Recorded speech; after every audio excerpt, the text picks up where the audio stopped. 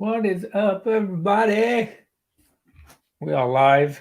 We are talking Pokemon. We just did a pretty wonderful opening of the UPC right there. And we are joined by Basic Trainer. Basic Trainer, welcome in. What's up, Oak? Always a pleasure. Yeah. You always seem to win the contest of twisting my arm to get me on one of these, but you won again, and here I am. Too easy. It's too easy. It's too fun. We might have a couple more joining us later. There's a couple of invites out there of people that have been interested, shown some interest. If you're a YouTuber and you're interested in joining, shoot me on the Discord. We've got it open right now. But Oh, dang, you cheers. gotta be a YouTuber. I don't know if you've heard Oak. I am not a YouTuber. You're an inadvertent YouTuber, I'm if not a that's the YouTuber. right That means phrase. that, where's the X button? Where's the exit? I didn't say Pokemon YouTuber. Oh, that's right. My other channels. Okay, that gets me in. That gets me in. So Everyone, I am interested. I mean, obviously, I want to talk Pokemon, but how is MetaZoo going? Because I know you've been busy actually playing and collecting and getting decks together. It looks like you've had some support from some people getting some cards over to you with some of the newer sets. What's happening? What's been happening? What's going to happen? Like, what's the status of basic and casting right now? so right now, actually, it's getting a little quiet. The major tournaments, or I should say, the busier tournaments, happened like 2 months ago. Within 2 months ago, a lot of traveling there, and all of that was fun. All that was awesome. But right now, with Collecticon, the schedule for Collecticon is pretty much done for the rest of the year. The first Collecticon for next year will be Orlando. So we're talking about 4 months in February. We're talking about 4 months where Collecticon or where MetaZoo won't be in Collecticon. Here's the thing, though. MetaZoo actually pretty much confirmed. I know a lot of people have been asking me, hey, basically, is this true? You said this, but, it's been true, or it's been said quite a few rounds. I've asked quite a few people, except for Mike, but, yeah, no more MetaZoo at Collecticons. And so with that said, we're at this point, it's just local tournaments. There's this for my Pokemon people. Regionals are trying to be set up Mm-hmm. where, and here in Texas, it's going to be in Dallas. They call it towers. And so these are these towers located. I believe there's 10 locations, or there will be 10 locations across the map. And these are going to be your regional stations, and you are going to have to attend, it's what it seems like, to one of these tournaments so that you can qualify to get into Casters Cup 2023, sorry. And so, but right now, there's about 4 months before that happens. People are saying that the Casters Cup will be in May. It's pretty much around the same time as last year. So I don't have the schedule up, but I believe I think it's the one before Long Beach. But yeah, right now it's just a little bit quiet. Let's call it the off season before Casters Cup. Do you think there's going to be like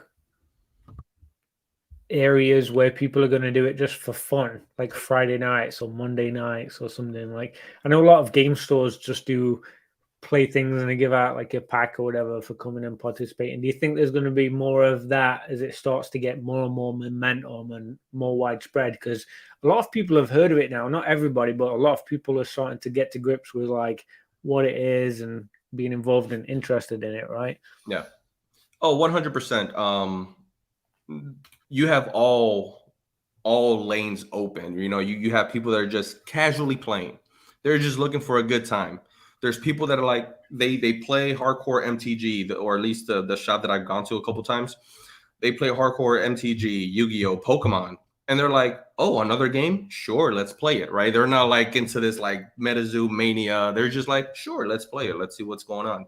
And then you have your hardcore fans and like, that follow the circus. And, I know a few of those people, that are sitting within these two rooms, that just follow the circus. So, I mean, you have all lanes open with when it comes to MetaZoo and when it comes to players. You're going to have some people that are just going to jump in it because it's like, oh, it's $1 million, $1.25 million actually, or $1.5 million pool prize for Casper Cup. So there's going to be people that are just going to be like, let me just jump in it and see, see if it's easy to pick up and see what happens, next year at Casper's Cup. So, I mean, there's going to be a little bit of everything, Okay, so do you feel, you just said, oh, they might think it's a little bit easy to pick up.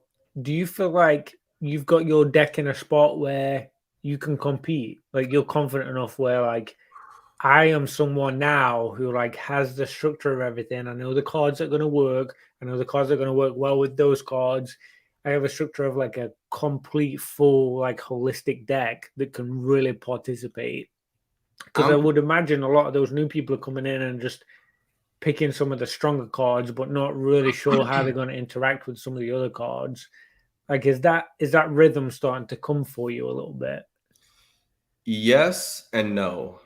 No, because I tend to be a little stubborn, and I tend to be a little loyal, right?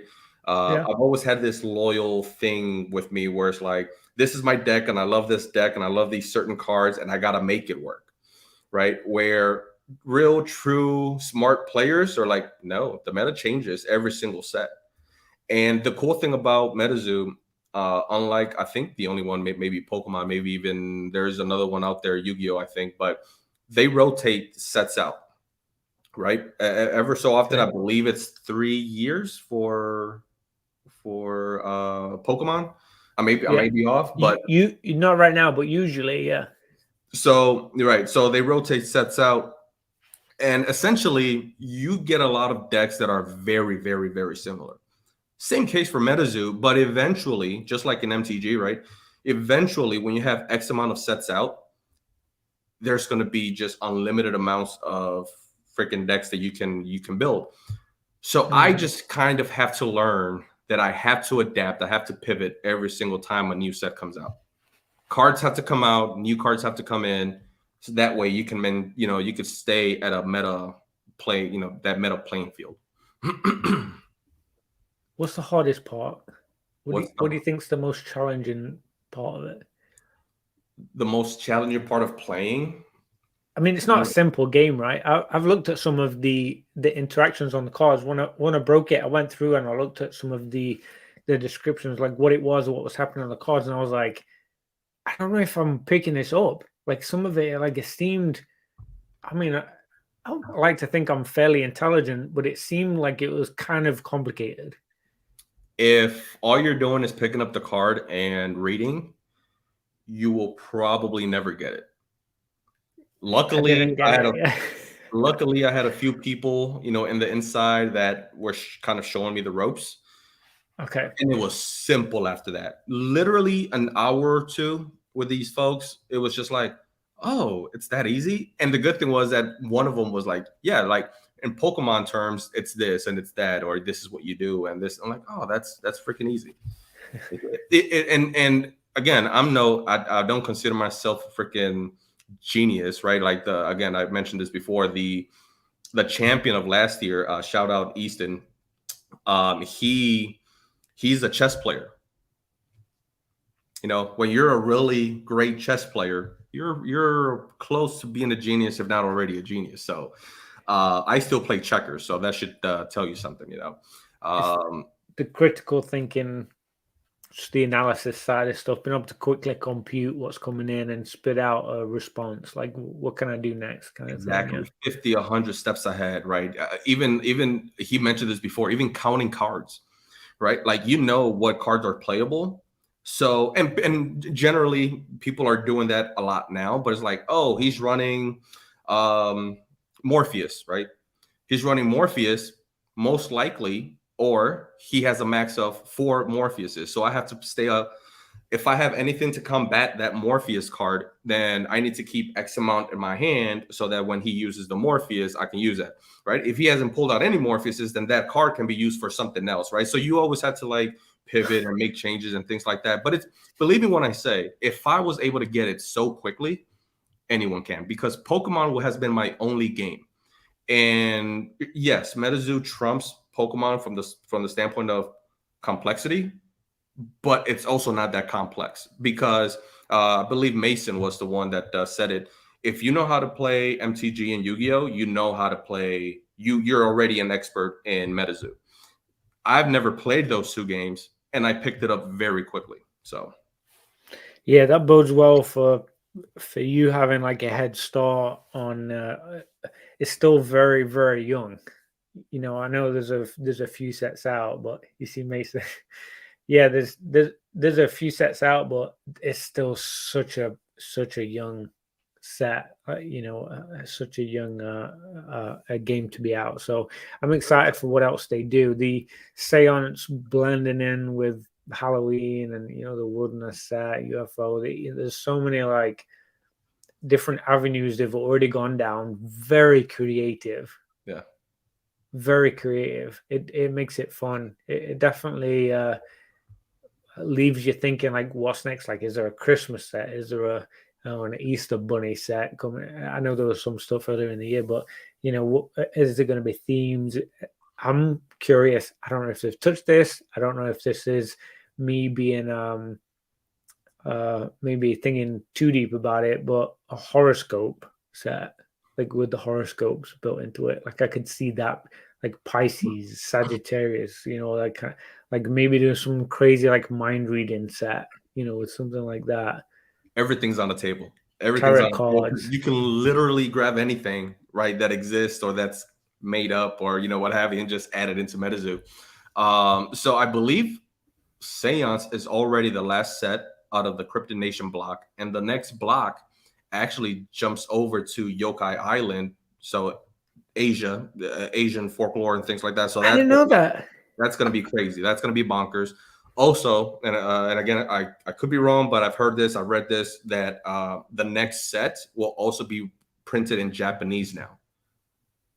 In addition to English. So once it hits that Japanese market, I could be wrong, but I feel like that could be huge. But this is for Mace. If it's still in here, I feel like I have to go on the record every time and say, I don't start out talking about MetaZoo. People ask me about MetaZoo, I just answer. All right, I just answer the questions that are thrown at me. I did not bring up MetaZoo. Oh, I'm not. I asked about it. I don't think it's so much MetaZoo that I'm fascinated with. I think I'm most intrigued about your experience within that realm and how like you're interacting with it and you're competing with it and like what they're doing and what that means for you and that kind of stuff. I think that's really exciting. Like hearing like I feel like you've created a story within yourself, like the basic caster story. Like that's really exciting for me. Like hearing that, I want to watch you like progress. I want to watch you succeed. I want to watch you collecting and like doing all that stuff within that realm because it's all so new and fun. You know, that's cool for me. Well, that's awesome, man. That's awesome that you're taking an interest. You know, I'm pretty sure everyone here in the chat, you know, is doing the same. But absolutely, everybody loves it. Yeah, like you know, obviously, this is not the first time saying it, but I started out collecting since you know Frisco, Texas Kickstarter, and I haven't stopped collecting. And I recently, after Caster Scub, started playing. Very fun. I mean, it's just been almost contagious how freaking fun this thing is. It really is fun. Here's the thing, though, and I don't want to sound, you know, I don't want to disappoint anyone, but Denver, all the big boys came out to Denver to play, right? In preparation to like the bigger tournaments or whatnot. That's when I realized I have to adapt and pivot and change up my deck because my deck was very good and strong against the first 3 sets.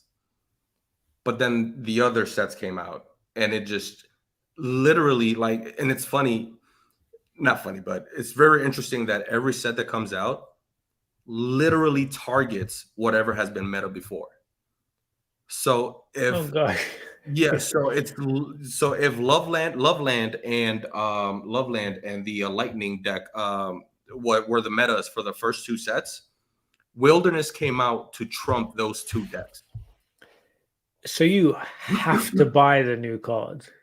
You literally, if you really want to be in it and keep active and current, especially if you're competing and playing in it, you have to buy the new sets. You have to buy them, or at least obtain them in some way. Or at the very minimum, just get the cards that you need. Like that's the cool thing that I've noticed about MetaZoo is it really changed my mindset on how to buy modern sets. Because for modern sets, to me, it was always you got to buy the modern booster box, right, and just pull whatever you want to pull. Yeah. For playing, it really made it clear. It's like, oh no, you just buy what you need. Simple, right? Now, when we get on, Dan's, streams and breaks, it's just fun. That's just nice fun. Supporting the right guy. That's all. But just get the cards that you need. You can build the strongest deck, the cheapest version of that deck, and you got it for about $20. So what about slabs? Well, there's those. PSA's grading. What do you think the future of that is?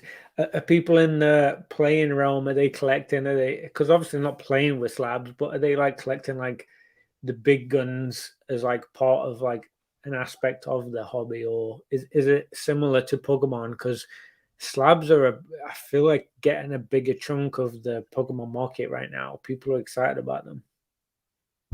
Yeah, across the board, I would say, to generalize it, MetaZoo players are also big collectors for MetaZoo. Here's the thing, though. The crossover of people from like Pokemon collecting, diehard Pokemon collectors, are not in this space. So you'll find a lot of like these weird slabs, weird companies and they're slabbing the best of the best in these weird company slabs, which is just, for me, just like cringy. Like, oh, why did you grade that with that company? Like, oh, because it's $5. I was like, there's a reason why they're $5. Like, well, who would I grade with? So when you have those types of conversations, right, it's just like, okay, like, I don't want to also be that guy that like, oh, value and, optimization and things like that. Is like, listen, if you're going to keep the card forever, or, so you think, then sure, slab it with whoever you want, and you're going to trade it or sell it within the community anyway. But if you want the big boys, AGS is like that little brother, that little adopted little brother that like you haven't quite warmed up to, but like it's there, and it's it's there all the time, but I don't think I will grade with AGS. Really, I feel like they're too strict for my liking. I personally like the subjectivity of the human element. Personally, I don't really care to be so far deep accurate. Otherwise, we should all grade with AGS. Otherwise, we should all crack our slabs and send in with AGS, right? If you really want your true 10s. But what is it though? I work in technology, and technology makes mistakes. Like, trust me, it makes mistakes. I'm constantly working with my team. Those guys are submitting bug tickets and spikes to figure out issues and stuff like that. Like, it ain't perfect. Technology is not perfect, It's definitely not, but it's like baseball, right? I'm a big fan of baseball. It's my favorite sport. And in baseball, they're implementing a lot of technology now, but still, the number one obstacle, I don't even want to call it an obstacle, the number one element is the human element, the umpires, right? Now, nowadays with replays and jumbotrons, the coaches are able to call up a few times a game. Hey, let's review that. Let's replay that. Just like in football. But really, balls and strikes, you cannot argue balls and strikes, right? If you argue enough, you're out. You're out of the game. You're booted, right? So I love that it's bottom of the ninth. It's freaking, you're down 2 strikes. and bases loaded, you're down 3 runs, and the guy throws it right down the paint, but it's an obvious ball, the ump is going to call it a strike. I love that. It's like part of the experience of it, I guess. Like, I don't know what the experience is. If I send to AGS, it feels clinical. It feels like medical. It feels like strict and clerical. Like, this computer said it's this grade. Whereas I sent to PSA, it feels like there's a guy that's going to look at my cards and he's going to say what he thinks and like his opinion, and he's a professional, and it's just more of like an experience around it, I guess. We've got DNA in. I want to know what he thinks. What's up, DNA? I would love. What's good? I would love to hear DNA's take on PSA 10s. DNA, AGS. Oh, yes or no? So I haven't been listening for like the last 5 or 10 minutes. I've probably been like in the back of stream for probably like 3 or 4 minutes now. But the last time I was listening, we were talking about MetaZoo, so we've completely flipped the tables on the topics. So what do you mean? What I think about PSA 10s? Like what aspect are you referring to? I mean, that was kind of a joke, but because we all know that you collect nothing but PSA 10s, right? You love those higher end PSA 10s. I wouldn't say nothing but sure, but majority PSA 10. The go-to guys, right? You're not buying bags in PSA 10s, right? You're not paying that premium on bags. You're going for those obvious plays where PSA 10 makes sense. But obviously we've gone, we've kind of, poked at each other a little bit because, you're a big PSA 10 guy and I'm a big PSA 9 guy, sell the 10. And luckily someone like a Dan Ketchumals, that kind of got my back and has been more vocal about it, that, just collecting 9s makes more sense over 10s. But since we're having that conversation of me loving the subjectivity, not too far off where a 10 looks like a freaking 7, but where they're not, there's no perfection, there's no perfection within each slab or slab to slab. But when you look at someone like AGS, if we really care about true quality, true 10s, from what it looks like just from the outside in, without me diving into the technology and whatnot, it seems like AGS is the way to go. But we would also hate that, I feel like, as a hobby. That's why CGC wasn't successful in the beginning. Did I lose y'all? Oh, sorry. I'm still getting my new setup right now. You're good. Did basic cut out? I see what you mean with CGC. CGC had a lot of repercussions from being strict on grading early on and giving true grades and sticking. I wouldn't say they were true grades. I just think that they were like, hey, you don't give out 10s. And then the employees were just like, okay, everything gets an 8.5 because, I mean, I've seen several people, and I have some 8.5s like of early CGC certs that I'm going to crack that I'm pretty sure are PSA 10s. I think that their inconsistencies were all over the place. And I don't even know how AGS grades. I know that they use AI for grading, but I've also heard people say that like you can't really do that. And that's why the fake first edition stamps, slid through the process, is because AI isn't to the point, or actually you cannot get to the point to where you can have that subjectivity. I don't know enough about it to speak on that, but there was somebody who worked with artificial intelligence basically stating that AI is like to take grading from like step 1 to the very end, that it's almost going to be impossible. And it's like in how the coding works for AI. I said that. Yeah. I've talked to you about it, and I've talked to somebody else, to somebody else about it too. I know you said that. I completely agree. I mean, it's just, it doesn't make sense. And that's why when PSA bought, what was that company they bought? They bought like an imaging, they were calling it AI or whatever. They bought an imaging software early on last year, and they're making this big fuss about they were going to have that do as one of the QA check steps. They were going to have that computer run the picture of it, the scan of it, and give a more true, grade and whatever. There's just no such thing. Like there's no such thing as AI specifically. You still have to tell it manually what to look for and what to do. And there's definitely subjectivity there. technically when it's a computer, because you have things that can affect it. So you've got light, like it can't adjust light and angle and stuff like that with just a picture, unless it's taking a 3D picture with 150 different cameras all around at all different angles and light components. It just can't do it. Like it's just not. But with this technology, I mean, you can standardize it. I mean, you know, I've worked with a lot of within my field with a lot of technology that you have to teach, you know, the technology certain things, and it's freaking accurate. I mean, but it's not AI.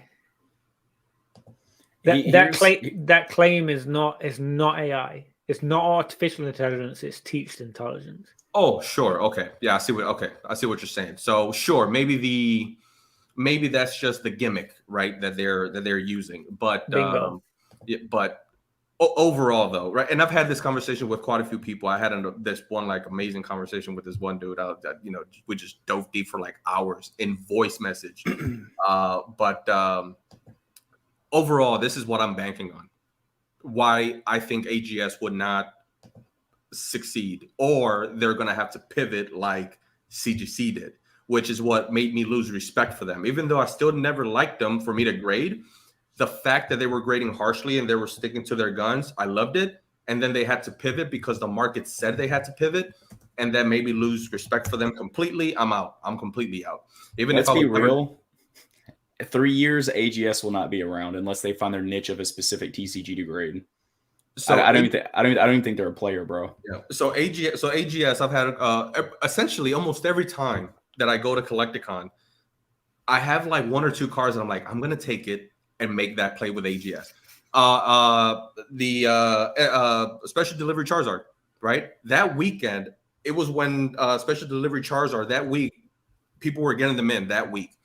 I got mine in Friday before my flight. I literally went down to catch my my Uber, and then when I went and checked the freaking mailbox, boom, there it is. I took it with me, and I'm thinking right away, AGS, right? AGS, I'm gonna grade it, get it right there within the hour, because I was there not Denver, LBC. I said, if I graded Friday, I talked to the guy. If I graded Friday, I have it first thing in the morning Saturday, he told me, and I can sell it, right? I can flip it right there and then. But it's that whole thing that they're going to be so strict. There's just no way that you're going to get a 9, a 9.5, a 10, right? And so having a few of these conversations with this guy over a few Collecticons, this is what I told him. I told him, can I be like completely blunt with you? Like, yeah. How are you going to trump the hardest thing to crack in this world? And that's human psychology. Human psychology does not want a true 10, and there's only 0.1% of them in the world, and then everything else is less. People want a 10, period. Even if I know it's not a perfect 10, right? Even if I know that there's a white speck here and a white border here, or centering is just not great, I don't care. It's a 10, and that's what I love, right? People don't care that they are actually true PSA 10s, or at least 99.9% of the people don't care to really own the most perfect card in the world. I think. Well, yeah, I mean, sorry, you can go. No, go for it, Danny. I was gonna say, like, and basically, you and I have had this discussion before, and sorry if I'm like not looking at the camera. There's a lot of auctions and stuff that I'm actually trying to buy right now. I've already won some really cool cards that we'll talk about after stream that I'm very, very excited about. But anyways, the thing is like, you can say all those factors of, why people don't want that. And you're saying the 0.1% of people who want a perfect card. If we take out all of the, psychology, or if we take out all the actual facts that, a black label is a black label, or we say a black label is a black label, and we remove like the centering issues and stuff that we know that, might not make a black label a true black label. What I think is interesting is like, just like to what you said, you have a very, very small select group of people who are willing to pay those huge premiums for that black label. And on the flip side is, if you try to get people to use AGS, like you said, they are so strict. Not only are you taking out the mass of people, but who, the collector base, but the people who buy raw cards and grade them too, what you're doing is you're completely eliminating that group of people, because when I buy a raw card online to grade it, more times than not, it's not going to be a perfect card. And, you know, PSA doesn't claim that a gem mint condition card by their standards is a perfect card. So if AGS is going to be extremely strict like they are, I'm never, ever going to grade with them. You know what I mean? Because I know I can get the PSA 10 liquidity. I know I can get the premium for it. It's a really good condition card 95% of the time, and it's going to meet most people's standards. And I don't think they're a player in the game whatsoever. That's just my take on it. Is like they haven't carved out or done anything unique based on what we know, other than the AI sales point. And I say that with peace and love. If you like grading with AGS, do your thing. That's awesome. I just would hate to send a PSA 10 quality card to them and get an 8.5 because some technologists looked at it and just said, you know, this isn't a 10. You know what I mean? Well, I don't know a single person that subs to AGS regularly. So, I mean, yeah, I was just saying that for a disclaimer. If I don't think you have to apologize to this group. I wasn't apologizing at all. I was just more or less saying, like, right. do what you wish to do with your cards. Like, it doesn't make a difference to me. If you submit to AGS, it makes a PSA pop slower, so it makes me happier. But anyways, I think the thing for me is I don't have a single PSA 10 that looks black label. Like, every single one of them has something that I can pick and choose from. I can micromanage and say, you're not perfect. There's some tiny little mark or white speck or weird corner, or there's something where the card just does not look absolutely pristine, perfect, whatever. But looking at the card, it looks exactly how it's supposed to be. And for me, that's the realisticness of a PSA 10. That's what a card should be. If it looks as close to what it should look like as possible, for me, that means PSA 10. The whole black label and perfect CGC and AGS 10 and all that kind of stuff is like a whole other level, which is just so incomparable to a PSA 10. Like, it's just a different thing. Unrealistic. Most cards obviously aren't going to get it. We all know that. But, like, I don't want those. Like, I want the cards that look like they're supposed to look. They don't need to be pristine, crazy, perfect. Like, they don't need to look like that. And AGS's claims, whenever I talk to the guy, and this is I don't know if you guys have ever gone up to the booth and talked to a few of these folks, but it's usually that main guy, bigger-ish dude, right? Bulky dude. That same conversation that I was having with him, he said, people want true grades. People want true 9s, true 9.5, true 10s.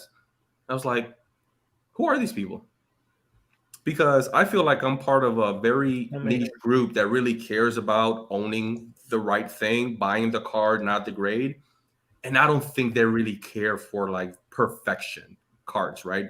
Sure, would you buy the perfect card versus the not because the premium is maybe 10%? Sure, if you have the two options, if you have the two options in front of you, of course, right? That play is there. But I don't think that's really the chase, right? And not for me. And when you're talking about, picking apart a card, right? Picking apart a PSA 10, that happens during the purchase. Speaking for me specifically, that happens during the purchase. After that, I could care less about the back. I never look at the back. However I purchased it, however I was content with from that it doesn't matter. All I care is about the A panel. That's it. Doesn't even feel part of the card for me in some kind of weird mentality about it. Like, I just don't view the back and a white spot or a weird edge or whatever as part of the card. Like, for me, it's truly about what the card is, like the identifying part of the card, and then the view of it. Like, how's it look, like the artwork or the hollow pattern or whatever, like the condition, that kind of stuff.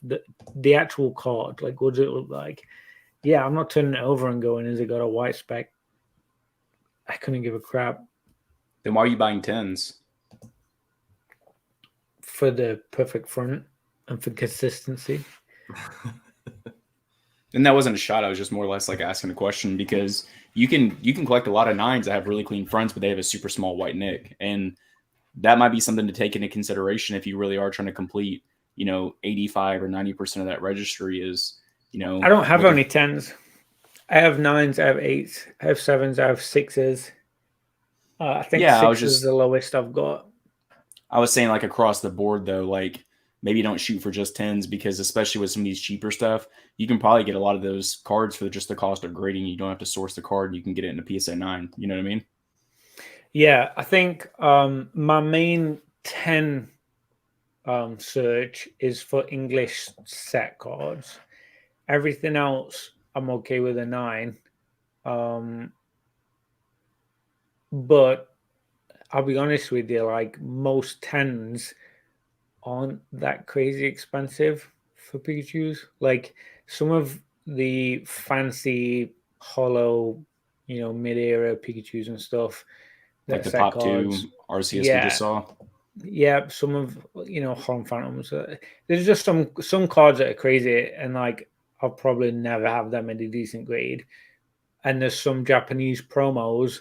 Like I'm not buying PSA 10 Scream Pikachu. I'm not buying PSA 10 Poncho Pikachu. Like I'm not into that stuff. I'm not stonking on that kind of stuff. When I chase 10s, I'm chasing 100 and lower. I won Heart Gold Soul Silver Pikachu PSA 10 last night at $102. I think that's the most expensive Pikachu I've ever bought at $102. And if you're going after set cards, like that makes sense to me why you want to do 10s. Like if you're doing subsets within a set, right? Like that to me is a realistic subset to go after the 10s. But if you're going after, like you just mentioned, those promos, right? Some of these promos are just too crazy to go after in a 10. Insane. It's yeah. But set cards that makes a lot of sense. Queen Metazu, shout out to Ivy. That makes so much sense to me because that's exactly how I live when it comes to collecting. I care more about a freaking scratch on the slab than a scratch on a card. I could have a PSA 10 card with like freaking white specks all over the place, but if I have a single scratch on that slab, I'm reholding it. How's that for psychology? The same thing. I was looking at one the other day, and the middle front, like all the way down the middle front, was all scratched up, like they'd brushed it against something. Mildly infuriating. Did that happen? Like, what did you do to this? Like, why? Like, what did you do to this to make that happen? That should never have happened. Let me go deeper. At how dumb I am. All right, as a collector. Have you ever had those slabs? And I'm pretty sure everyone does. That has those wavy labels because of my guess is moisture, right? And you have those wavy labels. I hate that so much. So I bought a top 16 Champions Festival, and I'm reholding it not because of the slab, but because of the label, and the label is wavy and wrinkly. And I'm paying, what is it, $50 or whatever it is, to rehold it because of the label itself. That's awful. That's dumb. That's dumb. It should be 30. 30, whatever it is. I just whatever it was. I just remembered it was 2 of them. I sent 2 slabs over, but that one, as soon as I got it, I was like, oh man, this label, I cannot display this label. It's off. It's out of here. I was looking at one the other day, and I was thinking the exact same thing. I was like, what the heck is going on with this label? I actually have one. I actually bought another slab because the price of the slab itself or the card just doesn't make sense for me to go and rehold it. So I just bought another one, and I'm gonna sell off the existing one. But I can same card and slab technically, yeah. Mason says, how do you like the new Sunshield promo Pika? Do you mean the GameStop Pokemon Go Pika, Mason? I'm trying to think which one you mean. Dude, let's go. What'd you take? I just got we'll talk about them later. I don't want to like blow up anything, but I just got some really, really cool Deoxys cards. You just bought it here. Blow it up. You just bought it. Blow it up. Go. No, because we'll talk later about why I'm not. All right. Yeah. No, but one of them's a card I've wanted to own for a really, really long time. Was it cheaper than you hoped?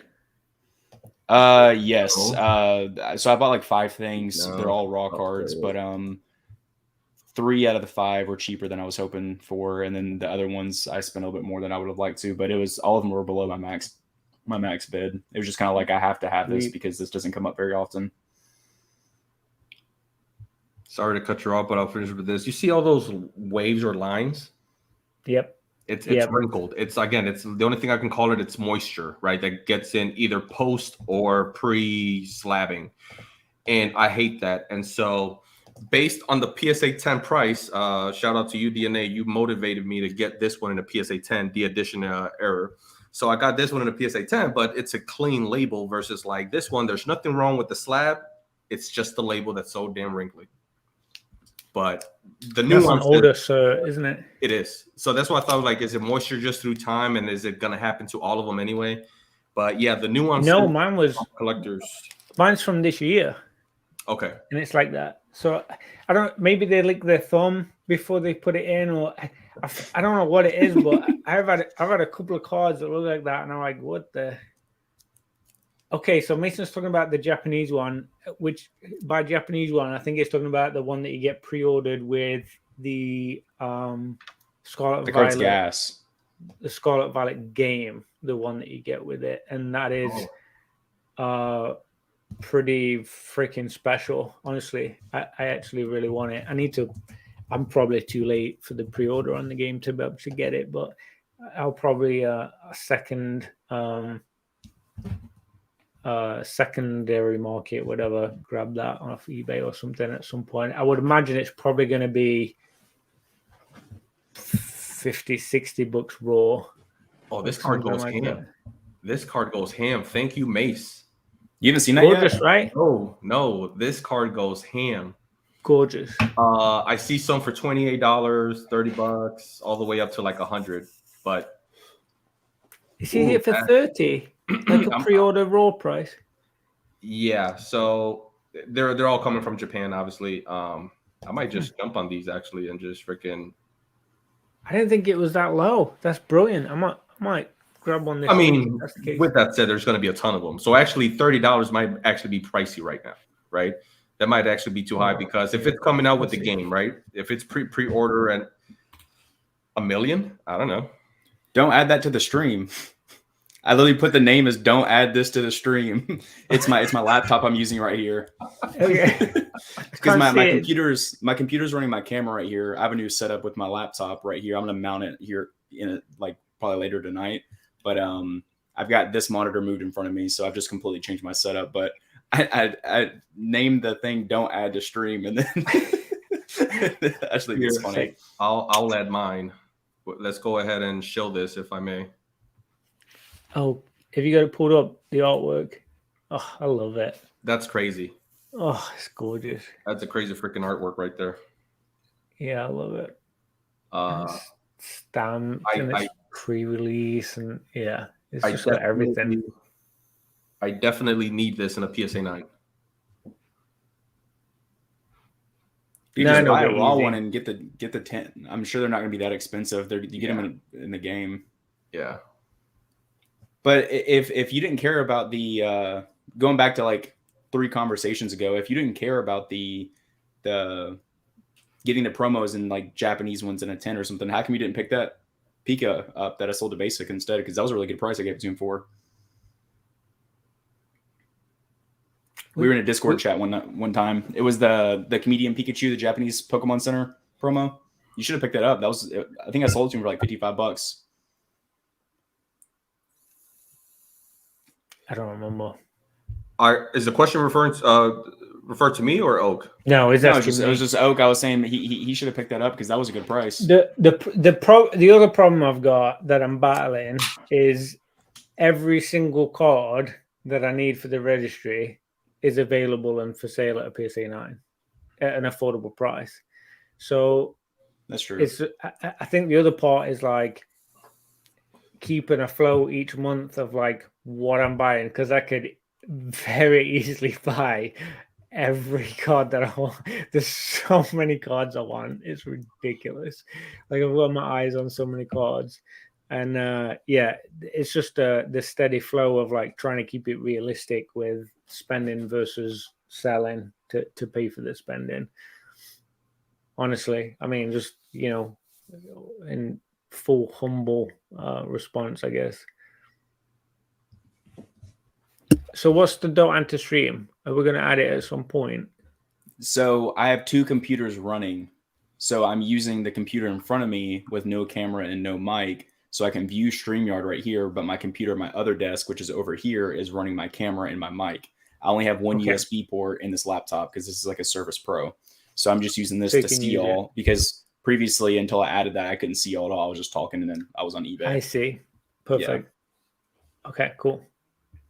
But Mason... I was gonna say Mason's talking VMAX Universe. I don't know about that one. I think he's ahead of the curve because I don't remember. Let's take a look at that.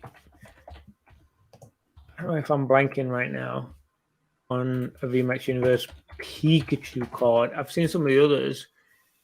I don't think I've seen the Pikachu card revealed.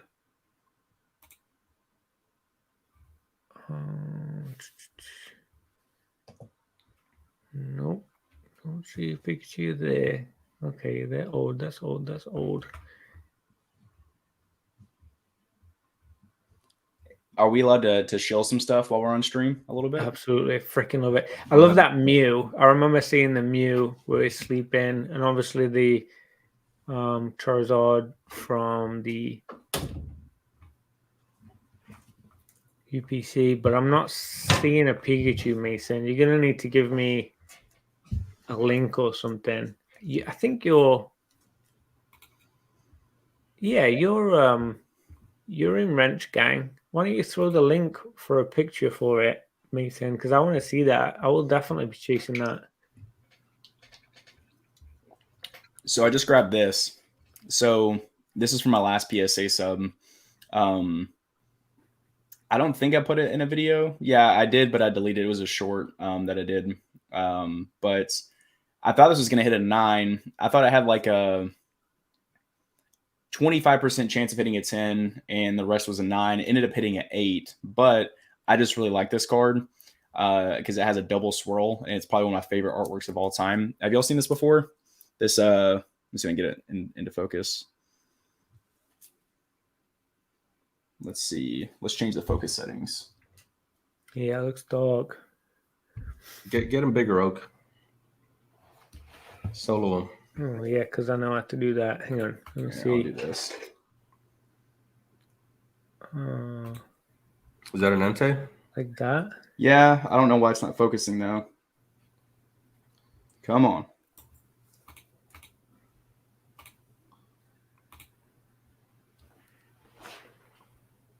Come on. I don't know why it's not focusing. Switching in and out sometimes helps, but that's like...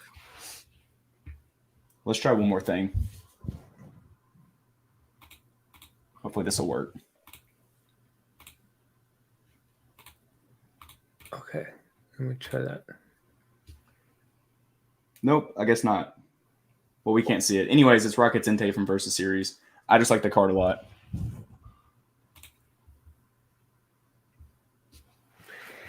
Yeah. I mean, think it's a really, really cool artwork, and it's got like a double swirl next to his head. And anything swirl and Entei is going to be pretty special. Oh, yeah. Oh, yeah. It's not Tuggin VMAX Universe. He's lost his mind. Are they printing that in both, Mason? Yeah, this is the one we were just talking about. Yeah, I saw UAP link that earlier. It's pretty hot. Yeah, the Precious Collection. So there's two. The one that you showed is the one that you get from the pre-ordering the Japanese game for Scarlet Violet. This is the one that's specific to the Precious Collection box. And yeah, I didn't pre-order the Precious Collection box just because it's just, I don't know how to order it. It just seemed like a lot of work because it's Japanese only. And both of them look incredible. I mean, this one has just so many different Pokemon in there. It's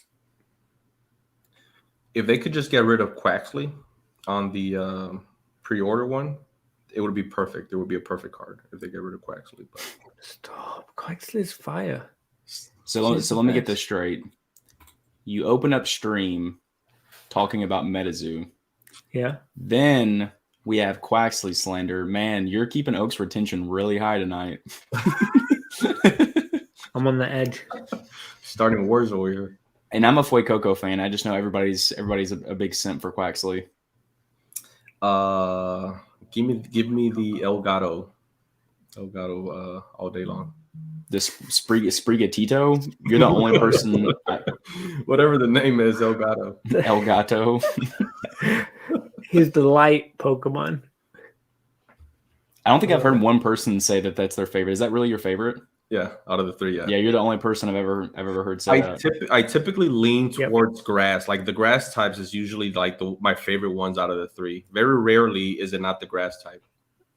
Usually, you know what's water. You know what what's annoying for me is, if Bulbasaur would have been in a different gen, I think it would have been a favorite if it would have been in a different generation. The problem is he was in Gen 1 with freaking Squirtle and Charmander. Like, how there's no competition there.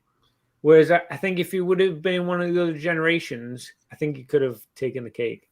I think he could have had it. I mean, I think in general, just Bulbasaur has the best personality in the whole freaking. It's incredible. Anime. You can't top Bulbasaur's personality. He's like a loyal dog. He's like a loyal dog, right? He's just always there. Big-hearted. He's gonna care, and he's he's got the courage. What are you talking about? What? Got the courage of a freaking superhero. Yeah, that guy Bulbasaur is the man. Sorry. Who's your favorite starter of all time, Oak? If we're not considering Pikachu as a starter. I really like Cyndaquil. I like Cyndaquil too. I have a soft spot for Chikorita. Crystal on the Game Boy. Crystal on Game Boy was like such a game changer. It was such a part of my childhood. Like, it was just so fun. I had an incredible time playing that game. It really did. I connected with it so much. I spent so much time on that thing. And all my friends too. We all played together and talked about it and swapped, and all the rest of it. Like, it was just a huge part of my childhood. And fun. I mean, Chikorita, Totodile in the Detective Pikachu movie. That little scene where there's a few of them running around looked so cute. I mean, there's just so many Gen 2 Pokemon that are like pretty amazing. You should run a poll for all three gens. You should do a fire poll, a water poll, and a grass poll of like Cyndaquil, Chikorita, and Torchic, and just kind of like you should do like 3 separate polls to see which one's their favorite. And then Gen 3 is Torchic, Mudkip, and Trico, right? And then you have Cyndaquil, Chikorita, and Totodile. Yeah.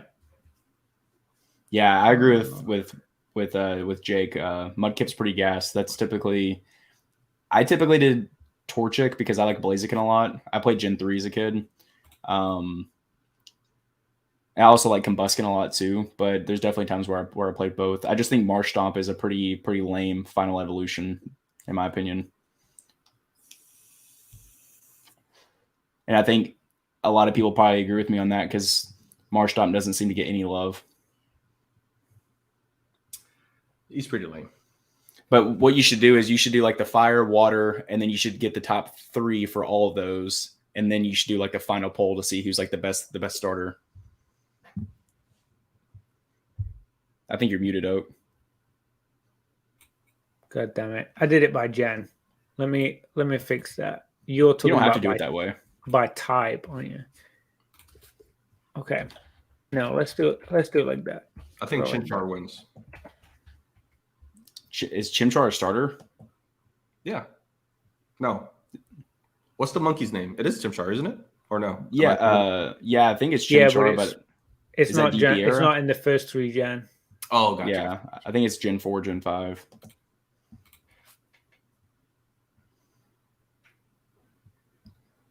even freaking Sun and Moon. Like, give me Rowlet over Litten and freaking Puplio. Decidueye is pretty gangster. I Decidueye actually is like no- Rowlet. I do Decidueye like goes Rowlet. hard.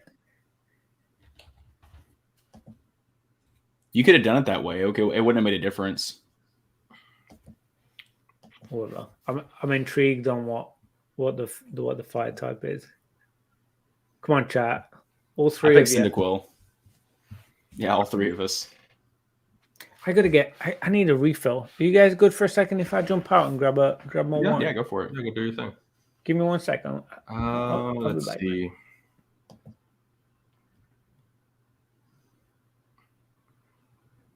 What are you looking at?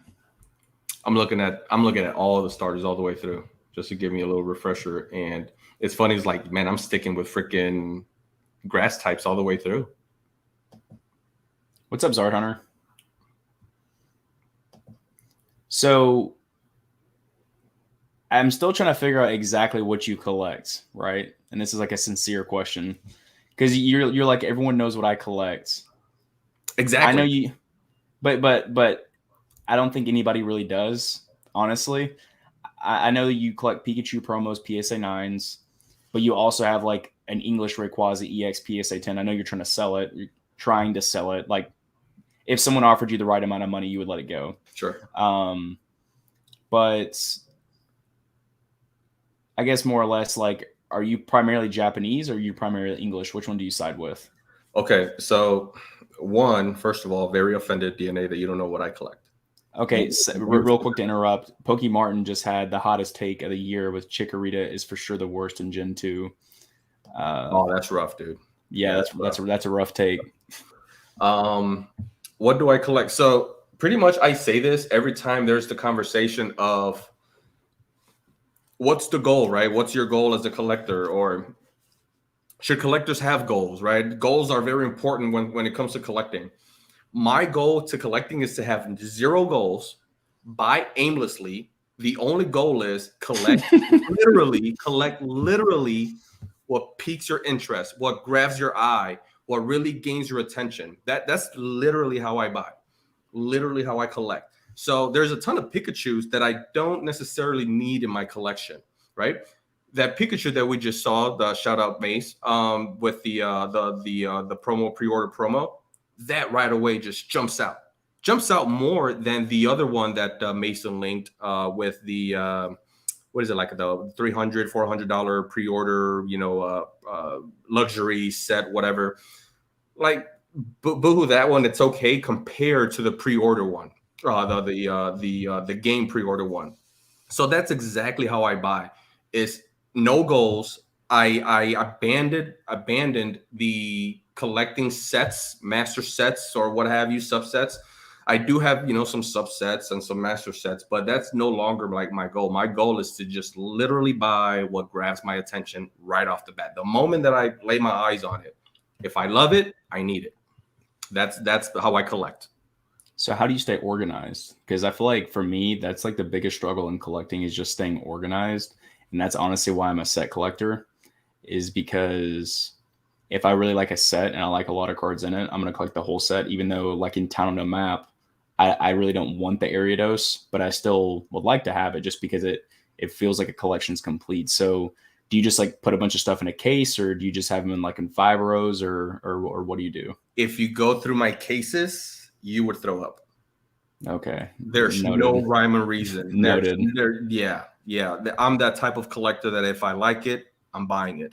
And I love it because, again, if all I had was master sets, and if I were to go through my case, once I've grabbed the first one, I know exactly what's behind it for the next 10, 20 cards. Literally, I don't know what's behind the next card, the next card, the next card. And every time I do this from time to time, I'll just go through the case, pick one out, and just go down the road. And it was like, oh man, I remember this card. Oh man, this is such an awesome set. Oh, I'm gonna rotate this one out and have this one on my desk versus like, that's why I like my collection, and that's why I like the way I collect. Jokingly, half serious, but because everyone should go after their collecting goals, whatever that is. But that's my collecting goal, is to just collect what I like, collect aimlessly. that's the best looking collection in my eyes. You know who the curveball is with collectors? You know, you're talking about you collecting different things. The Zord Hunter that's in the chat right now. He ain't just collecting Zords. He's got a fun collection. Real, like, passionate, fun collection going on there. Some of the cards that he's showing, I don't want to speak on it too much. And yeah, his Weirdos and stuff. I mean, it real fun watching his videos. I really enjoy it. Jake said he gets my shirt as an IG ad all the time. I literally have never bought anything off an IG ad, but I saw this shirt and I was like, I gotta get this. So I scooped 2 or 3 shirts from him. Is that the Toon Blue Eyes? Yeah, Blue Eyes Toon Dragon. Yeah, it's a nice little baggy t-shirt, super comfy, nice quality. It was like $20. Well, again. Okay, so we've done fire, we've done water. Let's end this one. Which one won water? I just clicked it. So, wow. Squirtle. Well, we haven't done water because it's tied up. We did Cyndaquil for fire, Squirtle and Totodile tied. Okay. So you got to do a separate poll between the two. I guess it might not make a difference, though. Actually, it will. You have the, what is that, 11%?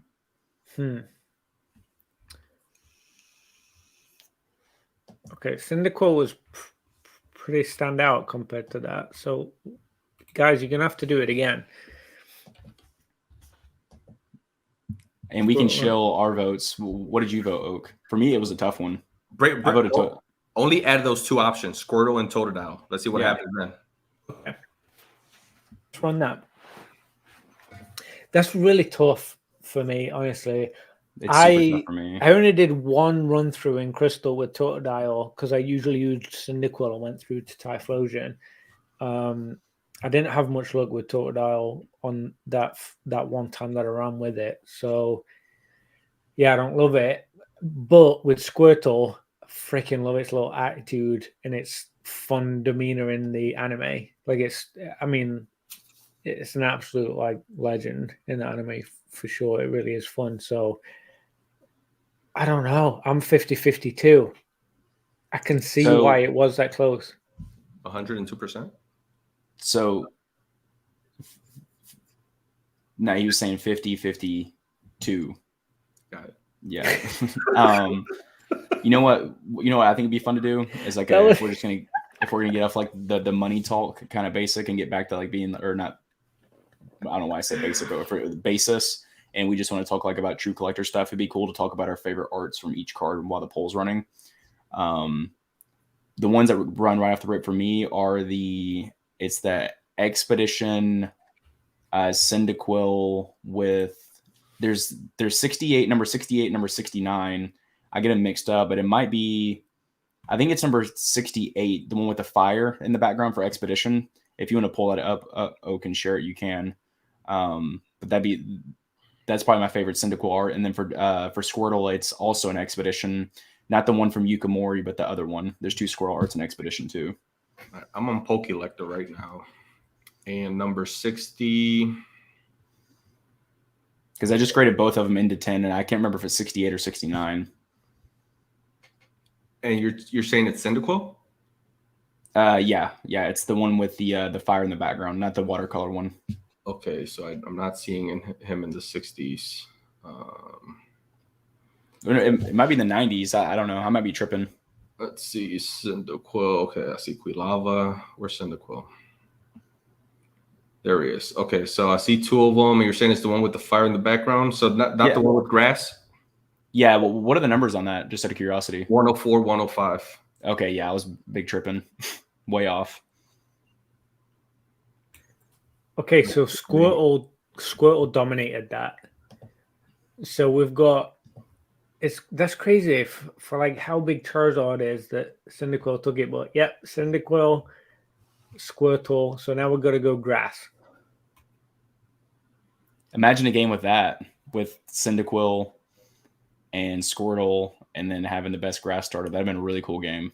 It's gonna be Bulbasaur, obviously. We can go ahead and Knock that one out already.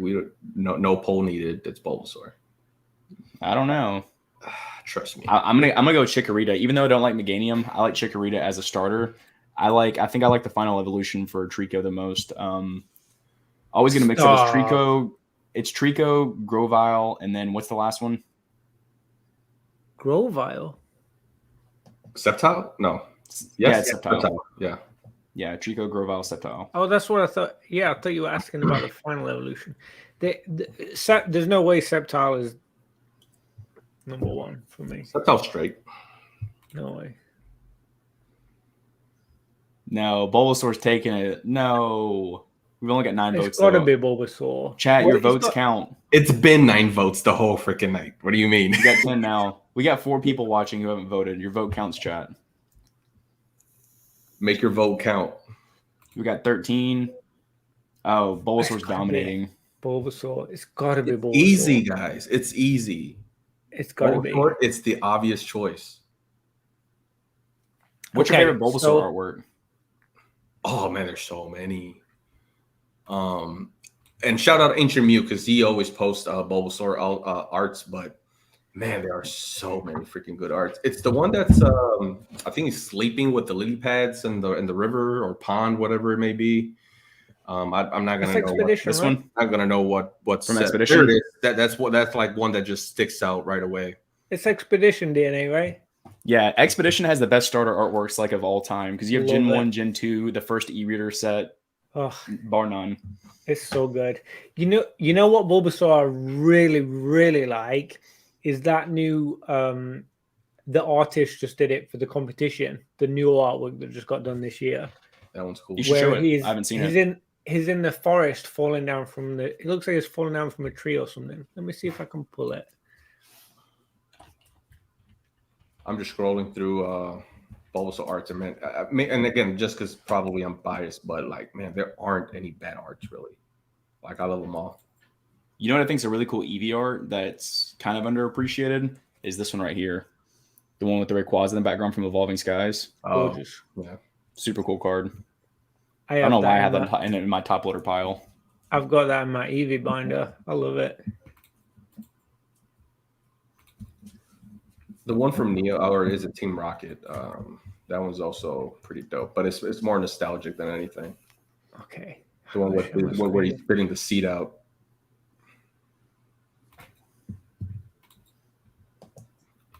All right, so we have Cyndaquil. Do you see that? Yep.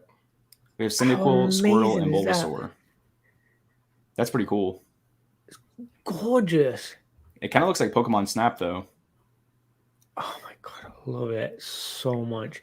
You got like apples or peaches or something funny. You got a couple of really concerned Bulbasaurs around him, and he's just like playing with little vines out. Oh my god, it's so fun.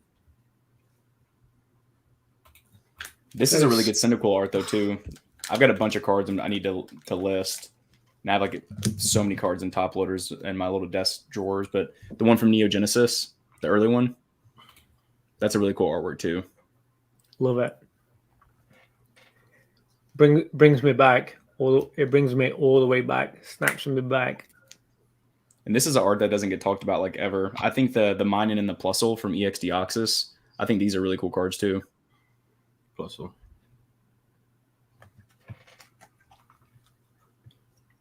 Yeah, that's a strong. There's not a lot of strong Pokemon in Gen 3. Like, if you go through the list of all the new Pokemon that were added in Gen 3, there's a lot of weird ones. You've got like Love Disc and like Aggron and Nosepass and Spinda. Spinda's a weird Pokemon. Spinda. Yeah, Spinda's super weird. The Clamshell or whatever it's called, Clamshella or something. Like, there's a lot of Pokemon in there like literally people have never heard of. And that's just Gen 3. It's been out 20 years. And people have never heard of it. Pokey Martin said Gen 3 is absolute trash. Deoxys is Gen 3, so we can all be quiet. I mean, Deoxys is the last highest numbered Gen 3, right? It's the last of the numbered Gen 3. I couldn't tell you. I'm not that educated. Deoxys is like I think I could tell you. I think it. I'm pretty sure it is. I think it is the top of the heap on Gen What's 3. y'all's opinion on Deoxys? Because I feel like a lot of people think that's a weird favorite Pokemon. I think he's gas though, like super cool. He is one of the weirder ones. He looks like he was made up in today's generations. So you're not a fan? Not of the art, not of like his design. I don't like the design. Like his legs. I think Arita drew him. I think he was the original artist, if I'm not mistaken. The legs are just like what? The arms, I'm like, what's going on? Like well, which one? You have speed, attack, normal, and defense. There's 4 different types of Deoxys. That's true, but I guess my favorite one is probably the speed because it looks a little bit more normal, but they're all ridiculous. Rayquaza is Gen 3 too. Say again? Rayquaza is Gen 3 too. Yeah, Rayquaza is dope. No. Deoxys over Rayquaza any day for me. What? 100%.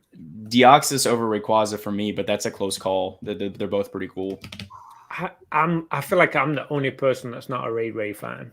Like I am not into Rayquaza at all. I'm not a Rayquaza fan, but like, yeah. Oh, as far as design goes, well, again, that's also subjective, right? But yeah, like again, Deoxys just looked like he was. Go ahead, Yane. I'm gonna put a challenge out for anybody who's watching, and watch it after. Don't leave stream. But what secured Deoxys being my favorite Pokemon is when Generations came out. Some of you probably have seen them, but they came out with a sub series of like the anime, and they put it on the website. And there's like 10 or 12 different episodes, and they're all super weird. They're super short, and it literally starts in the middle of a storyline, and it doesn't end like at the storyline. It's like the middle of the story, and it doesn't give you like a lot of like information at the beginning or the end. So it kind of gives you like a weird feeling when you watch it. But they have some really cool ones on like the legendary beasts and all sorts of awesome ones. But there's one where Deoxys and Rayquaza fight in space. That episode is so freaking cool. And Rayquaza ends up beating Deoxys, and the trainer who's on Rayquaza catches Deoxys. But it's such a cool episode. If y'all haven't seen it, I would highly recommend watching it. Have either of y'all seen that? I haven't. I have not seen it. Yeah, well, I've seen that clip. Over, I've seen the clip, but not the episode. Okay. The episode's what's like really cool about it. Yeah, the only episodes I watch is season 1, 2, and 3. That's it. I'm still one of those. Guys. I'm still one of those guys. The new one's just kicking off right now.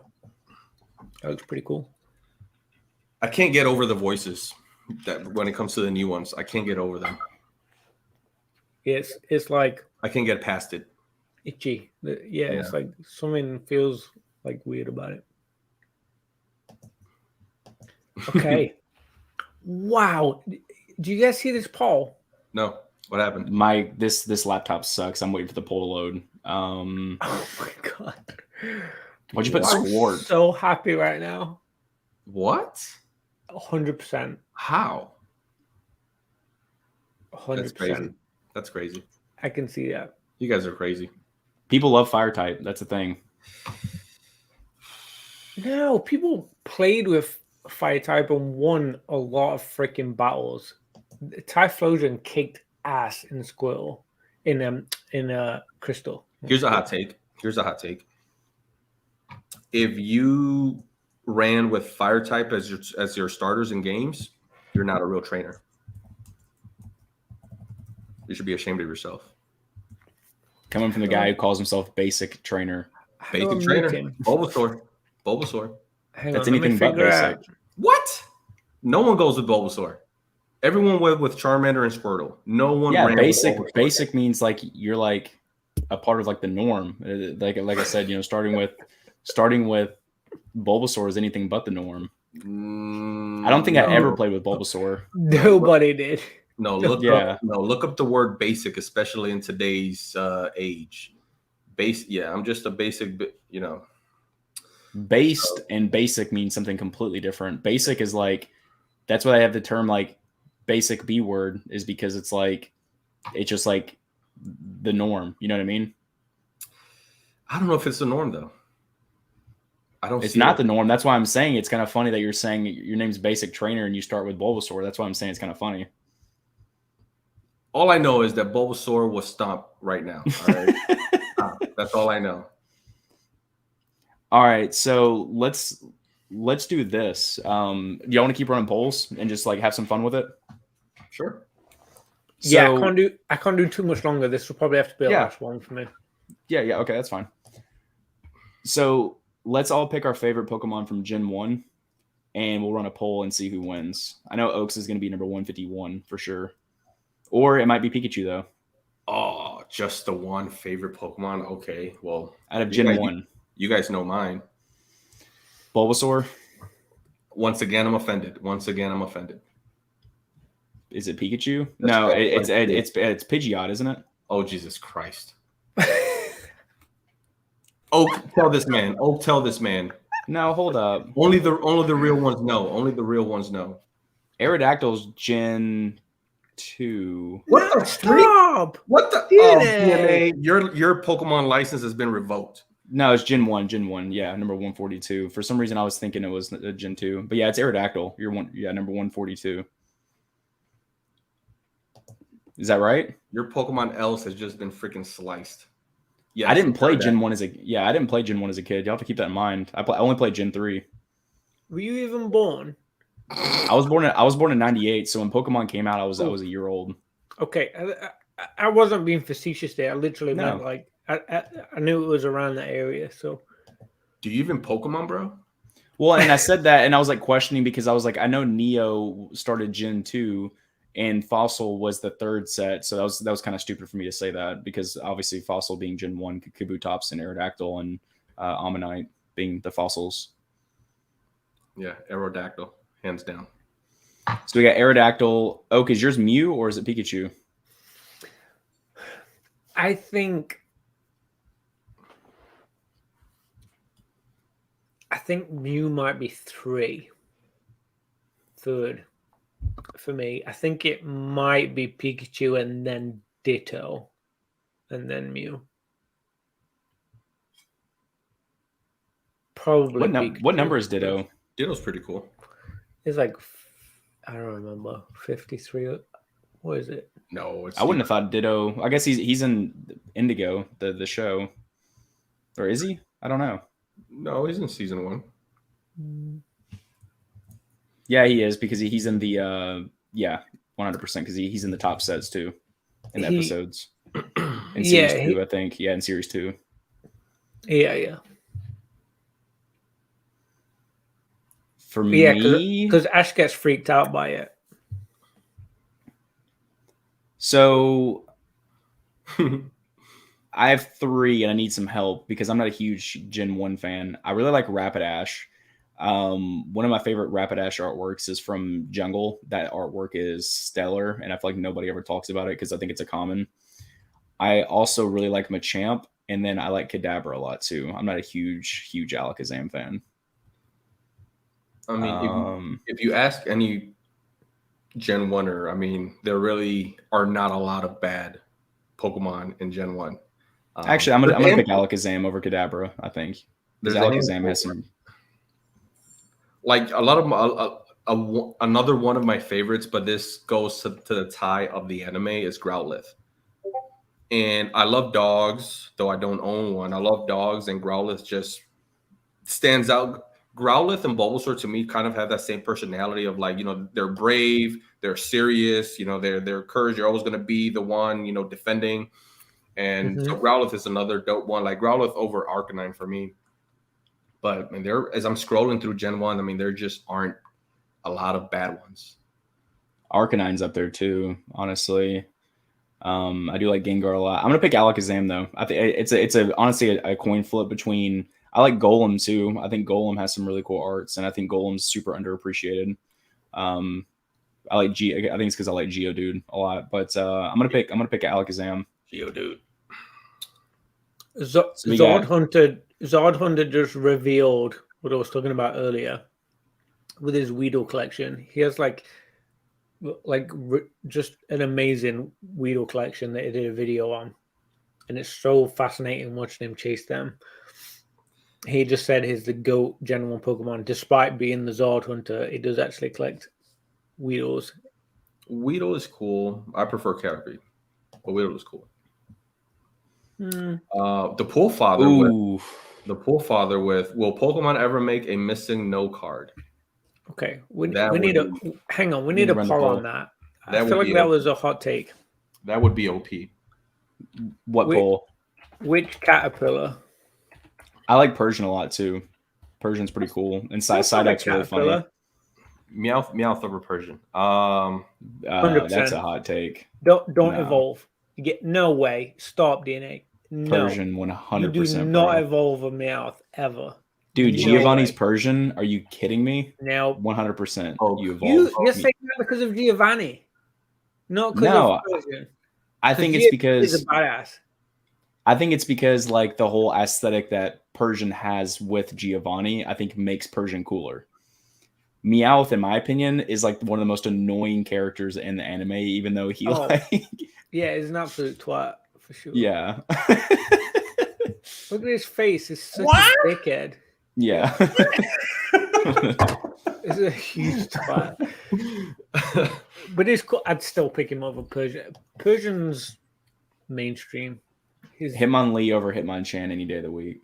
Hitmonlee over Hitmonchan. Yeah, those two are pretty close. Yeah, I always chose Hitmonchan because of the Icy Punch, Fire Punch, Thunder Punch. It was just like you can just throw all the TMs at Hitmonchan, and he would just rock. So Hitmonchan for me if I had to take one. Here's the poll. I'm gonna pick Weedle. I'm gonna go with Weedle. Yikes! Can you vote? I can't vote on my own poll. What's with that? YouTube. Sort that out. YouTube. Well, what we can do is we can just do the math manually. I mean, we don't. It's not like we have like 40 people voting. Yeah. Not a whole lot of you wake up Sunday night. Even with your vote, I don't think it's gonna make a difference. It looks like Caterpie's taking the dub. Okay, spam the one for Caterpie right now. I may have voted Caterpie. I am probably leaning more towards Caterpie, honestly. Weedle does not have a person. I'm a personality guy. Weedle does not have a personality. Caterpie does. I like Butterfree too. You got a personality, bro. Like, this is a hot take. I like Mr. Mime. I think Mr. Mime's pretty cool. I like Mr. Mime. No? Mm-mm. What's wrong with Mr. Mime? I feel like people either like Mr. Mime or they hate him. Yeah, for sure. Like, I think he's really funny in Detective Pikachu. Oh, he's freaky in freaking Detective Pikachu. Oh, that was like the one time I was like, oh, I see what people are saying. Yeah, I get it now. Yeah, Mr. Mime's pretty cringy. Yeah, I don't think I'm sold. But that was in Detective Pikachu specifically. So before we run the last poll, we have Aerodactyl, and you said you have Pikachu. Right, that's going to take the dub. Obviously, it's Pikachu, and then we have Alakazam for favorite Pokemon at a Gen 1. Ooh, Caterpie squeaks it out. We lost 1% to Pikachu somewhere. I don't know why we're 55 and 44. But... And while you're typing that out, I'm going to ask y'all a question, and I'm going to give you 5 seconds to answer, and then otherwise you get it wrong, and you can't look at chat. Actually, chat's probably more than 5 seconds behind us. Which Hang on, let me throw that poll in first. Okay. Before I mess this up. So we said Pikachu, Aerodactyl. Don't laugh at my spelling because I have no idea how to spell Aerodactyl. AERODACTI or DACTYL. How do you not know how to spell Aerodactyl? I know how to. I had to learn how to spell Aerodactyl since he's my favorite one. I don't know if I did that right. We'll see in a second. Alakazam. That's what we should have. One day, you guys should host a Pokemon spelling bee. Yes. That would be dope. I'm claiming that one. DNA not stealing that. I'm doing spelling bee. That's fine. And you guys are going to have to do the spelling. That would be dope. Put me in, coach. Yeah, That I'm would gonna be have you hilarious. guys do the actual spelling because it's very difficult. And you know what I vote? I vote we have like, if I'm a part of that, or even if I'm not a part of that, y'all should do like a 30-minute pregame beforehand, and that way everyone's nice and feeling good. A And then you certain all go amount on of stream. shots. Yeah, a certain amount of shots, and then you all start doing the spelling bee together. That'd be really funny. I'm down. I'm so down. Pokemon drunk spelling bee. We should do that for like a holiday or something. We should do that for like a day before, day after Thanksgiving, something like that. That would be crazy. That's a brilliant That sounds idea. fun. Basic. That sounds fun. Because there are so many freaking Pokemon with those like weird vowels. Archeops, like you're like 8 shots deep, and someone actually spell like Archeops or Archops, however you say it. I'm trying to think. Like even Bulbasaur will get a lot of people. He's just my favorite starter, so I know. So the A and the U for sure. Oak, did you run that poll? My computer's super laggy. It's running. Yep, Pikachu is taking the lead by 4. I bet Aerodactyl has like no votes. No, Aerodactyl's actually winning. 38. I was being silly. Oh, it just changed. Alakazam's winning. I just flipped that vote. I think I just voted. Alakazam 50. There we go. Good choice, what? Chat. What happened with gotcha. The people are speaking. Oh wow. I for sure thought Aerodactyl was gonna get last, but yeah, me too. Aerodactyl's pretty dope. So real quick, which Pokemon has the most evolutions? Go. That one dog with the alien. That's that one black and green dog. What is it? I forget his name. Lycanroc. He can turn into like a transformer or something. I forget his name. The answer is really easy. I was gonna say is it Eevee? But I feel like that doesn't count because Eevee, really Eevee has the most evolutions. It's only one evolution though, but you just have to pick one out of the freaking 50 of them, you know? It's not like in line. So what's it called when it goes up an evolution? Is it evolution tiers? Well, that's what I mean. Like it's not sequential. Like an evolution tier. It'd be stages, I think is what they call it in the game. Stages is what they say, the kids say. Okay. Stages. So who has the most stages? Because I feel like one of them must have 4. I'm trying to think if there's one that has 4. Yeah, stages. you have actually I don't know. It's not what's the Lycanroc one? What's the puppy of it? Like this first one. I don't know if it evolves straight into it though, because you have Lycanroc Midnight too. Yeah, and then you have the Lycanroc Day. Yeah, what do they call it? Let's look it up. Not that one. That's not the one either. Come on, guys. In the chat, what's that freaking one dog, alien dog that transformed? I used to use him. It was one of my favorite decks. He's a fighting type. And Ivy said Mega Charizard.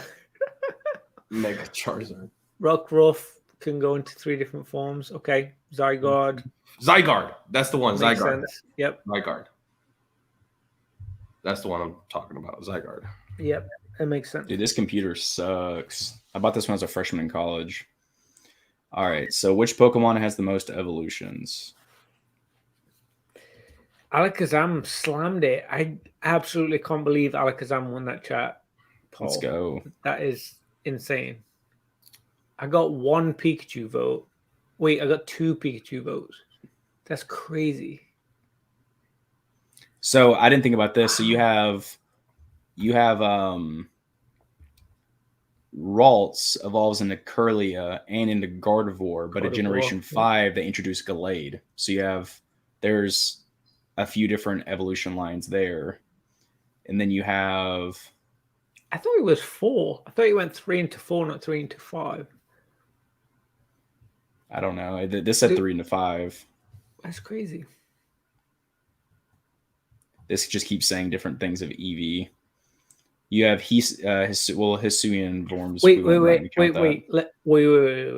Before we go further on that, are we getting another evolution in Scarlet Violet? I don't think so. No, Because if we get one, I think we have to get two at least. That's typically how they do it. minimum. I mean, when was the last one? What was If they make Sylveon like the last one? I think. Sylveon. if they make like a Hisuian Eevee, I'm out the hobby.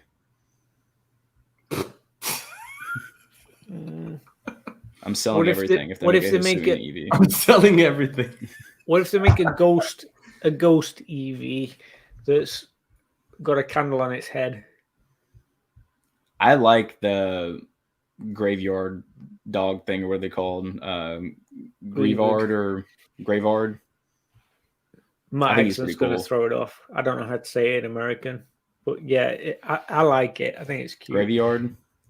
I'm really intrigued on how epic the final evolution is going to be if it has evolutions, because I feel like it could be a fairly strong Pokemon if we have fire, technically, on its head, plus psychic type, ghost types and stuff. Like there's other things you can combine with fire. I feel like it could be pretty powerful.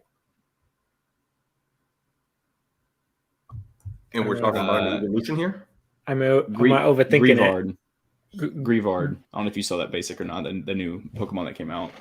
Did you see that? No. You should spell it. Stop. You didn't see the trailer with Griever? Dude, the trailer. Yeah, the my trailer's God, it's awesome, dude. so cute. Oh, wait, that Basic. one dog with the candle? The Yeah, dog did you with watch the candle on the head. Oh, yeah, that's dumb. Did you watch the trailer? I like bits and pieces. You should watch it because it's kind of cool how it like sucks the life out of the trainer if it's like too close by him, and it's got a cool little history and lore to it. So evolution, basic. If it has 3 evolutions, we're talking about evolution stages or whatever. That final evolution where you could potentially bring in fire from its head and the ghost or whatever, the psychic, whatever you want to do with it, that they might pull into it. I feel like that could be a pretty powerful final evolution. That could be a cool Pokemon. I'm gonna say Giovanni is the strongest trainer of all time. Stop. I don't know if that's a gym leader. It said in all the games. Brock. It's Ash. It's Ash. Well, Ash isn't a gym leader. Oh, you said gym leader. You said trainer. Yeah, I said I don't know. Well, because Giovanni has a gym, doesn't he? Sure. Yeah. He's never there, but he's never there. Yeah. But yeah, he's. Brock. I'm gonna say Brock just for the camaraderie of it.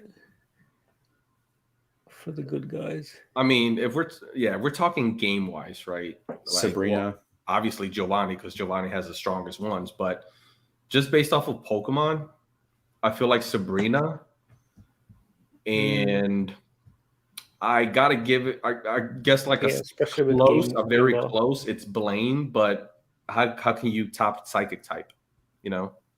So yeah, I think it's Sabrina. Easy. What did she play? She had Gengar. Alakazam.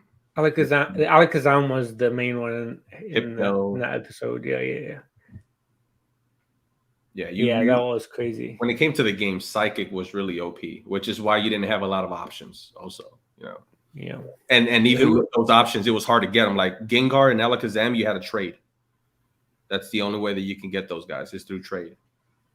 Who was the guy, the trainer that had the was it Linoon that did like the belly drum thing, and then there was Slackoff. There's a gym leader that had both of those. That was a Gen 3 game that was really difficult. Do you remember that?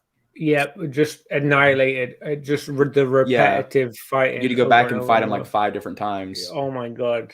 You know what that reminds me of is the Miltank when it did the rollout, whatever. Yeah, that's very similar to that, where it's like frustration. You just want to like scream and like hit the computer. Yeah, she was very tough. If you didn't Whitney, have the right Pokemon, Poolfather just put it. Yeah, Whitney and Miltank. That's exactly what I was thinking. Yeah. If you didn't have the right Pokemon going against her, good luck. Oh my God. You needed potions after potions. You pretty much maxed out your budget to try to defeat her. I'm really glad that wasn't just me. I had such a frustrating time with that. with that Miltank over and over and over. No, That's you know funny who, that you know who's you guys are tough talking about that it. you feel like you're running the show up until you meet this one trainer, gym leader, what have you, master, and it just takes so freaking long to train up to get to this one. But red and gold, silver, crystal. But after you do everything, after you do everything, you get your badges, you go through the first world, you get on the second map, and then you go to face red at Mount. I forget the Moon. specific. No. But anyway, yeah, Pikachu at level 80, and yet your Pokemon are at like level 65, 70. So you need to like freaking train up again, right? Something that you've been doing all along. You get to a certain point, and then you're cruising through the game, and then all of a sudden you get to freaking red and Mount Silver, and here's freaking level 80 Pikachu, level 80 Charizard level, and it's just like freak, you got to train again, and just to get from level 70 to 71 on one freaking Pokemon is a whole day. So you do that times 6 if you carry all 6, because that's a challenge if you do carry all 6. It's easier if you carry less. Yeah, you're doing Route 69, doing Diglett blowjobs all day, trying to just get those points up over and over and over.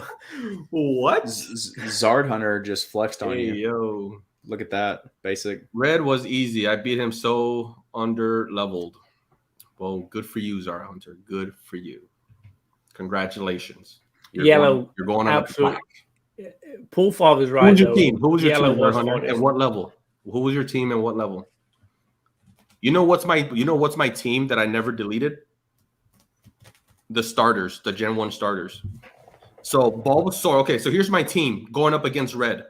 Bulbasaur, because you don't freaking evolve Bulbasaur. You never evolve Bulbasaur. Okay? Pikachu. Once again, you don't evolve Pikachu. Pidgeot, Butterfree, Charizard, Venusaur, Blastoise. All right, so sorry, Squirtle, because you don't evolve him either. So Squirtle. I don't know why I said Venusaur. It's Bulbasaur, and then it's Charizard. So you got freaking 3 stage 1 Pokemon: Pikachu, Bulbasaur, and Squirtle. You're going up against red. I feel like I had Lapras for Surf and Whirlpool or whatever it was. Like there was like a couple of water HMs that I needed. And then I had something for the Rock Smash. I had Nincada as a TM slave in Gen 3. Nincada? I had Nincada as a TM slave. I think I could have like 4 TMs with Nincada. Because you could have Flash, you'd have Cut. You could have, I think there's like 3 or 4 with Nincada. Yeah, I don't think I realized that. I don't remember. That was in Gen 3, though. I don't know if you ever played Gen 3. Yeah, no, I was thinking Gen 1. Like, I was trying to think of what I was doing. But yeah, I didn't do. So I just put in my team. That's my team in Crystal right now, and I still have it saved. Then again, it's 3DS. But that's my team in Crystal. And listen, I get it, right? Maybe there's better strategies, but just the first 4 Pokemon alone, it's hard to get through a lot of these, gym leaders, and let alone when you get to the Elite Four. When you get to the Elite Four and you're facing Dragonites, 3 freaking Dragonites with freaking Pikachu, Bulbasaur, Squirtle, and Butterfree, it's a rough go. It's a rough go. How did you get all 3 of the first ones in the same game? Did you use cheat codes? No, 3DS. 3DS. So as long as you got, the other games, you can just trade. Oh, I have 2 3DSs, and I just okay. Yeah. Yes, AP Sports Cards. That Dugtrio can suck my Diglett. That was an incredibly awful experience. Outside of Vermilion City, that was like 12 levels higher than anything else. Sorry, I keep yawning. I don't remember Dugtrio right outside Vermilion City. I don't remember that. Why don't I remember? I remember inside the cave. I would love to run into Dugtrios just for the level up, just for the XP. But yeah, it was frustrating because you didn't see it. It was one of those experiences where you didn't see it coming. Like you didn't realize like what was about to happen. Yeah. Oh my god, I was infuriated when that happened. What's up, Oldie? Marty's live. Oh, car shop. Welcome in. Grilling. What are We we did grilling on tonight?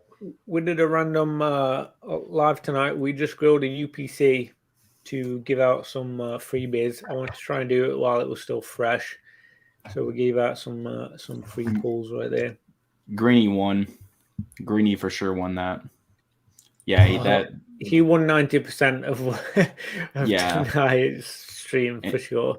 And in case you missed it, it was the one where Charizard's laying in the grass. That is a PSA 10 promo, and Greeny got it for free, and he didn't buy UPC, so he got pretty much everything he could have ever asked for.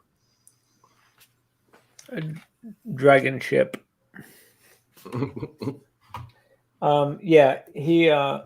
He stonked out, and then Marty, I don't think you were in live, but you won a pack too. So roll it back, get back to your roots. And I won a coin. There you go. A coin. Well, if you grade that, you can probably pay for the UPC. Somebody will give you $200 for that if it hits a 10. Well, maybe. I give you $10. It's actually, it's really clean. It's really clean and really good quality. It's probably the best coin I've got. I'll be honest. Anyone here collect coins? I don't. I got a lot. And that's what I'm saying. Like, let me rephrase. Graded coins. Not yet. Not yet. That'll be your first one. Growth mindset, basic. Yeah. Not yet. I have a handful of them. They're pretty cool. I love coins. Well, yeah, it's the creme de la creme. That one. I mean, it looks perfect. I think that would be a 10. If I was going. I'm gonna have to tap out here relatively soon. I know you mentioned that earlier too, Oak. Yeah, I got to be up in a few hours for work, so we probably should wrap it. But thanks for joining tonight, guys. And yeah, for sure, man. Thanks for having me. Yeah, that was a lot of fun, just chatting and going through a few different things. We've got a fun week ahead of us. I think there's going to be a lot of deliberation and talk about the UPC Charizard promos. So we'll see what develops from that. But cool. Yeah. We didn't talk about a specific topic that I'm not going to mention that has to do with a specific PSA 10, but I don't want to say the name because otherwise we'll dive deep. So yeah, that'll be next episode. So make sure you're subscribed and like and stay tuned for next time. And if you are watching, we have a video for you right here within about 27 seconds that Oak's gonna have on screen. So make sure you go watch that. Do it. Hit the like button real quick, guys. I never asked you guys to like and subscribe, but I'm going to do it today because I didn't hit the like button, so thanks for reminding me. I don't know how to do it. I think I know how to do it. Nope. Here we go. I did it. Can't handle Hit that. the like button, guys. Let's do that. Fan cam is rock and rolling. We are spinning through AC Universe, and we'll see you. Peace out, guys.